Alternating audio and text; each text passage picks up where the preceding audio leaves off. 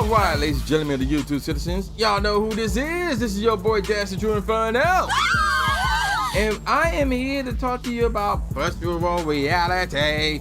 And yes, it is about time. But let's get straight into it because this is not a long gameplay.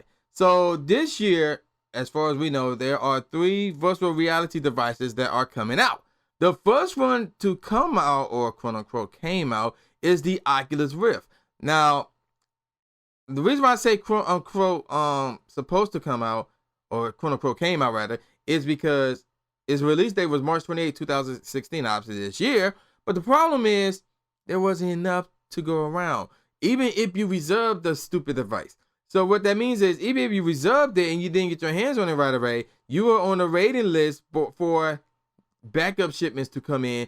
And based on what I read, it's supposed to take like another month or 2 before you actually can get your hands on this device or whatever. So yeah, it's kind of a mess based on what I read. So yeah. Moving on. Now, regarding everything that's supposed to come on with the Oculus Rift, you got obviously the headset to come with it. And then you got the Constellation, which basically is the headset's positional tracking system.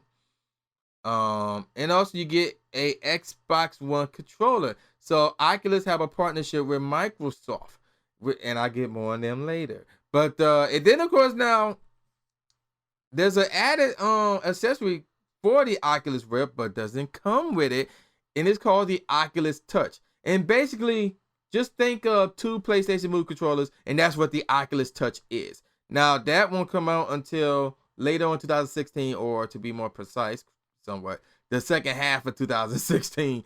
So there you go with that. So that's the Oculus Rift for you, and this joint costs $600, and it's for the PC. So yeah, there you go with that. Now, and again, I already talked about the whole, you're gonna be waiting around to get your hands on it, whether you reserved it or not.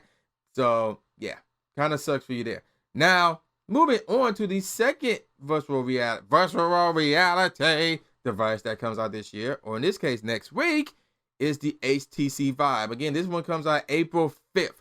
Now, this one comes with the actual headset, 2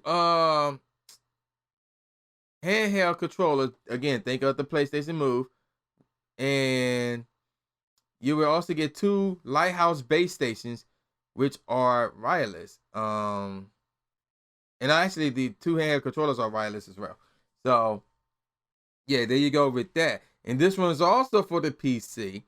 And this one's the more expensive out of the 3. And this one is $800. And again, that one comes out April 5th of next year. And again, it's for the PC. Now, and I'll get more on that one later. And then, of course, the third one that comes out later on this year, and everybody should have heard about this since they did a press conference sometime, in March 15th, actually. This one is the PlayStation VR. Now, obviously, we heard about it at last year's E3. We know it got somewhat of a release date, which is October. You could take reservations and take pre-orders on it, rather.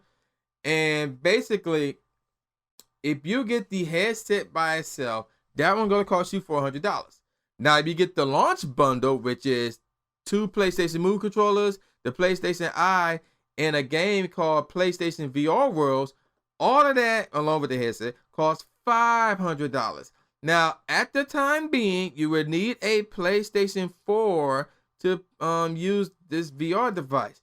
However, I just read a report that the PlayStation VR could become a PC. So you may not need a PlayStation 4 to use the PlayStation VR. Well, whether I decide to get one or not, I'm straight in that department since I already have a PlayStation 4. But, so yeah, there you go with that. Now, they also on Wiki have a list of games that are going to be coming out on the PlayStation 4. And I'm looking at this list of games, and, there's some I was recognized, that I recognize rather. Like, for example, Ace Combat 7, and it's in alphabetical order. I also see Drive Club and Final Fantasy 14. That one's really a shocker for me.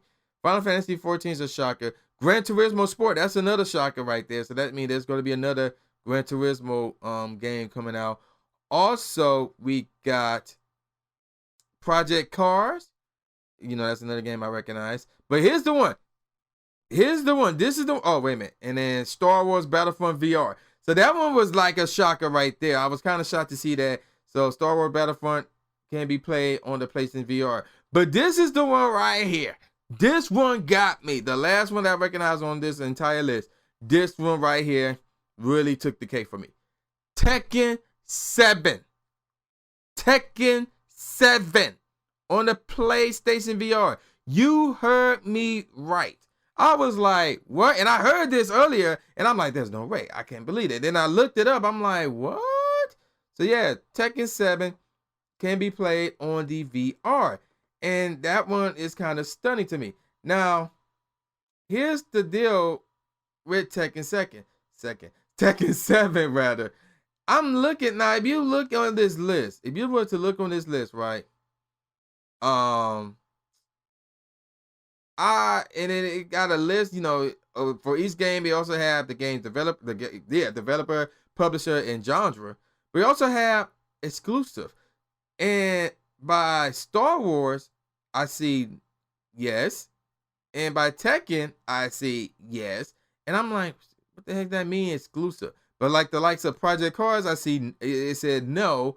And I believe Drive Club and Final Fantasy 14, it said no. Drive Club, yes. So I'm like, what does exclusive mean? So I mean, that's what I'm stuck at. Does that mean exclusive to the PlayStation family or exclusive to the PlayStation VR? I'm assuming it's the PlayStation family because Drive Club been out, Star Wars Battlefront been out. So I'm assuming it's the PlayStation family. Well, no, because Star Wars Battlefront is also on Xbox One. So I don't know what that exclusive part means. But then they also have release dates for Europe, Japan, and North America. And the one that got me was that Tekken 7, all three of them, 2016. So that one got me excited for that. So yeah. Now whether I really hope that is not a PlayStation VR exclusive. I would be so upset if it is, but I don't think so. I don't know what the exclusive thing means. But we're going to move on. And there was no explanation as far as what this exclusive thing's supposed to represent or whatever. And the PlayStation VR, I forgot to mention. Yeah, I did mention this. It's $400 with the headset, $500 for the whole bundle. And that comes out later on this year. Now, which one out of the three is the best? That the game is over. And I'm the only one that did work for my squad. Sorry, Piccolo. In a losing effort at that. But basically, the best one out of the three is the HTC Vive. The problem is that one's the more expensive out of the three. Now, if you want the best one for your buck, that would be the PlayStation VR, especially if it comes to PC as well. If it's compatible with PC. They could have it where it's compatible for the PS4 and PC, or they could have one where it's just one of them for the PlayStation 4 and then another one strictly for PC. Who knows? Hopefully it's compatible to both. That one would be the best one for your buck since it's the cheapest one, and that one should be pretty good. Meaning the Oculus Rift is the odd one out. Now, there is a fourth one called the HoloLens, and this one is more suited for the Xbox, for the Xbox One.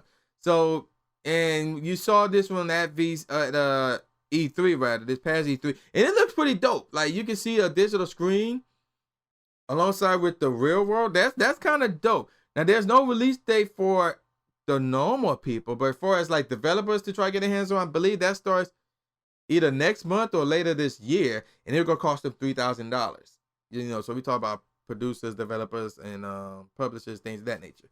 So yeah, there you go with that. And like I said already, the game is over, man. Y'all know who this is. This is the new Jay Gatsby, aka Jim Ryan II, saying peace out, y'all, and see y'all next time. I got a major announcement for y'all tomorrow, so stay tuned for that.